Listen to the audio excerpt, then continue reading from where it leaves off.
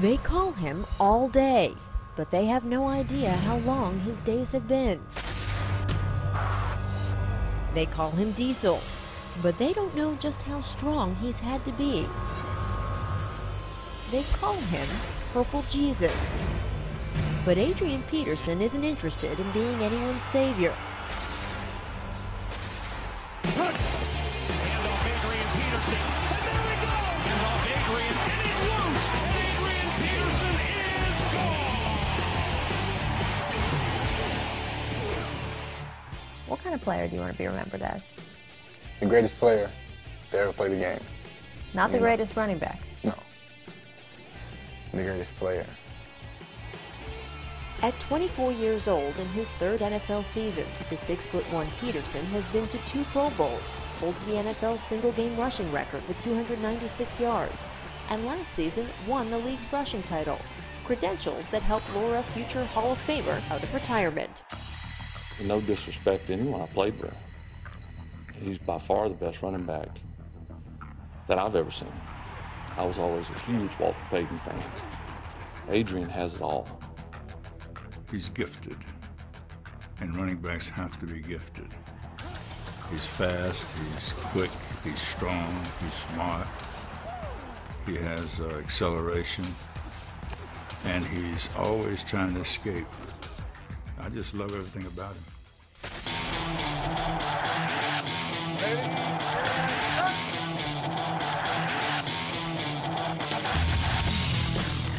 Peterson is the #1 player in the multi-billion-dollar fantasy football industry, and the face and body that magazines want on their covers. Yet behind Peterson's physique, he is keeping one surprising secret.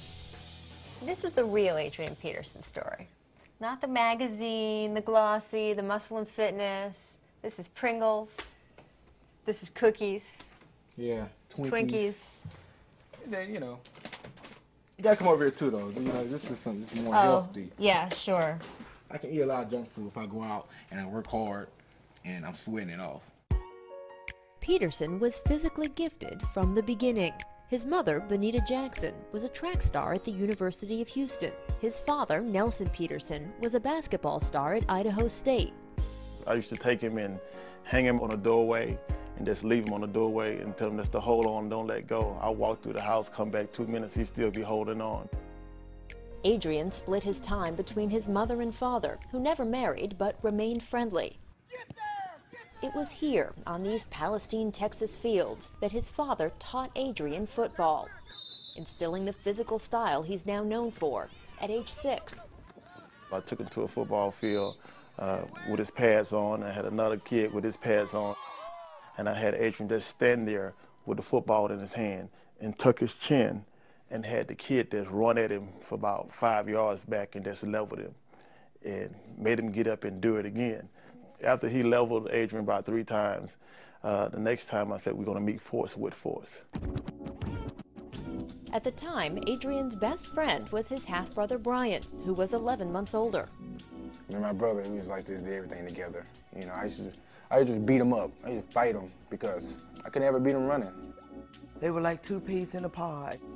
They rode bicycles together, they played football together, they ran track together. I mean, everything they did together.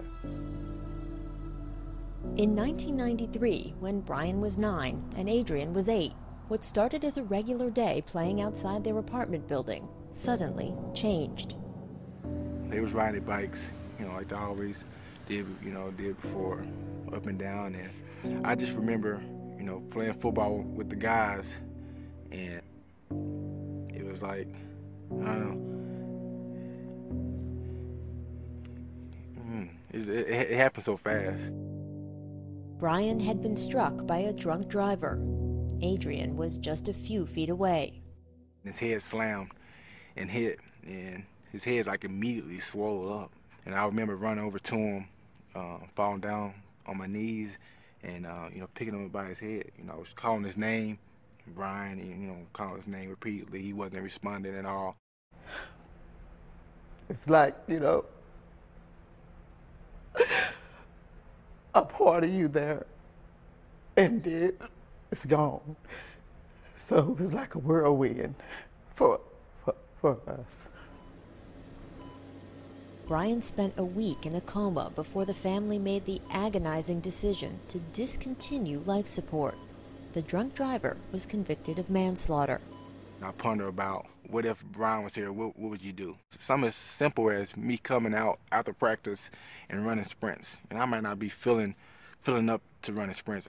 There's little times like that when, I can hear him talking to me.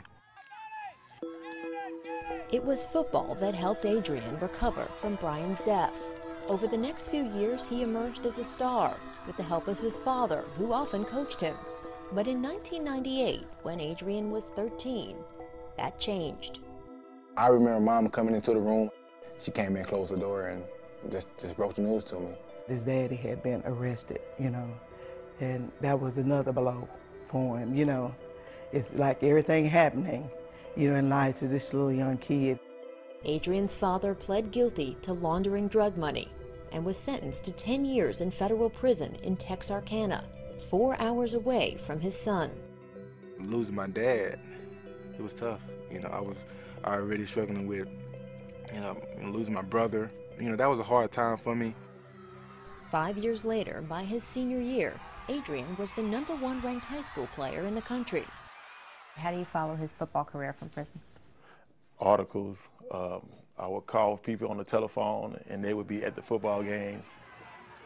What was that like, sitting there on the other end of the phone? Goosebumps. It's goosebumps on your arm, just wishing that you was there.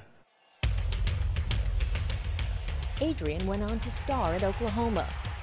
As a freshman in 2004, he finished second in the Heisman voting. And when Adrian was a junior, his father, after serving 8 years in prison, was released and finally able to attend one of Adrian's games. I'm able to look back, and see him now. It's just that warm feeling. It's just that good feeling that, man, hey, that my pops watching me, it's gonna work. In the fourth quarter that day, Adrian broke away for a 53-yard touchdown run. It was a triumphant moment for father and son. But Adrian broke his collarbone on that play and missed 7 games. As he prepared for the 2007 NFL Combine a few months later, Adrian worried scouts would think he was injury-prone. Then, days before the Combine, he received an encouraging call from his 19-year-old stepbrother, Chris. He was pumped up, excited for me, because the opportunity was finally here, telling me good luck, represent for, back home here in Palestine, do your thing. The night before the Combine, he went to bed focused on football. About 2 o'clock, I just woke up and just had this feeling like something was wrong. 4 hours later, Adrian received the news. It was like Chris got shot last night, in Houston, Texas. His stepbrother had been carjacked, shot, and killed. Adrian decided to go through with the Combine and ran a 4.3840, the second fastest among all running backs. Just going through that made me strong. Makes you appreciate a lot in life, little things that, a lot of people look over. So I try to stay joyful and, keep a smile on my face at all times. With 3 years left on his $40 million rookie contract, Peterson is the top non-quarterback endorser in the NFL. He has lucrative deals with companies such as Vitamin Water and Nike. Peterson's house is also brimming with family. Peterson has 13 half-siblings with whom he says he's close with. He's not married, but has 2 children of his own. And although they live over 1,000 miles away in Texas with their mothers, he tries to stay close. My daughter, she's 4, and she got her own computer now. Got her own computer, so I got it hooked up as far as I can chat with my daughter online. She can see me, I can see her, and we work it out that way. No matter what they call him, Purple Jesus, Diesel, all day. Every day, Adrian Peterson is focusing on his football future while channeling his personal past. He seems to be A+ in my mind. I'm looking at him as a runner, a striker of the ball, one of the best that I have seen and one that I truly love. Barring injury, based on the way Adrian works, this guy could be phenomenal for a long time. I didn't want to, go down the path of be that guy that had all this talent but wasted, and then you have excuses why. Well, my dad wasn't part of my life, or my brother, he's gone, and I didn't want to use that as an excuse. Instead, I used it as motivation.